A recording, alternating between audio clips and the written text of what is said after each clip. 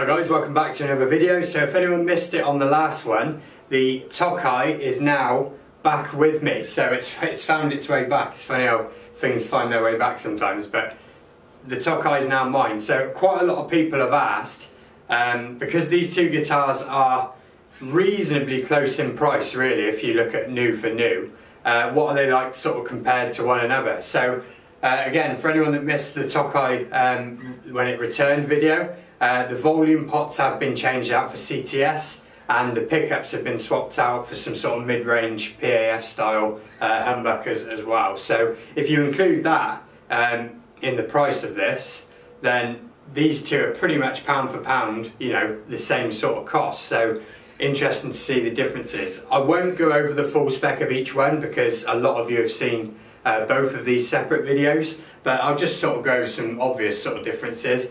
First one being like the finish. Obviously with the Epiphone, might not come across on camera as much, but that's satin all over the body and neck, whereas the Tokai is a gloss poly all over the back and neck.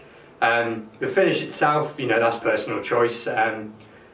Probably I do prefer the look of the Tokai just a little bit, but Tobacco Sunburst has massively grown on me. Yeah, it really has grown on me a lot since having this one. The Tokai is a lot lighter than the Epi59 as well, and the neck on the Tokai is a lot slimmer. But what I want to show in this video is just using the same sort of amp sound, the same classic rock kind of amp tone from the Katana, just how different these two are. And I'll say right now that the electrics on the Epiphone, i.e. when you're rolling off the volume, when you're using the middle pickup position and blending bridge and neck, it works, you know, noticeably night and day better on the Epiphone, even with the Tokai upgrades. So this video will show that, I'm sure of it. So we'll get onto that. It's quite a quick one, but we'll get onto the sounds and I'll catch you at the end.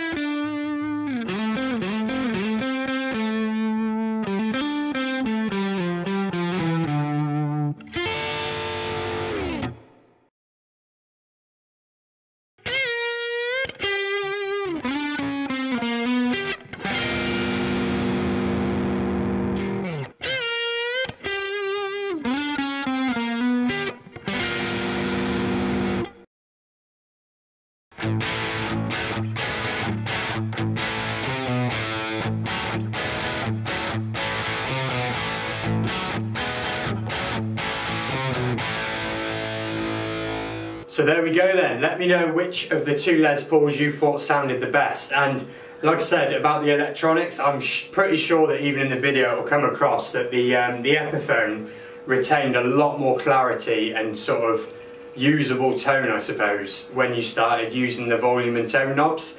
But that being said though, you know, you could say, well, therefore the Epiphone's the better guitar, and I would conclude from that that the Epiphone is the better value guitar, and it also shows how massively far these Epiphone guitars have come from sort of past Epiphones. But let's not forget that things like that are just parts, and you know, putting in new pots, new caps isn't really a super expensive thing to do, and you could do that to almost any guitar, you know. So with the Tokai, I've decided that I am going to go and get a Monty's 50s wiring harness for this Tokai. So, you know, once again, this Tokai will have another sort of leg on this channel, if you like, once I get that done. But you know, if the straightforward question was which one do you prefer, regardless of finish, I would still say that, you know, those of you that watched the Tokai way back when it first appeared on the channel, I still believe what I said. It's a fantastic guitar, it has mojo, and there is something special about this guitar, which is why I am going to take those electronics just up that one more notch. You know, it'll be much more closer to the Epiphone then in terms of how much treble it loses, and because that's down to sometimes the 60s wiring or the 50s wiring. But you know, maybe you like that, so let me know which one of the two you preferred. It's just a quick A/B going through the Katana, like I said before. So that's it for this video, and I'll catch you on the next one.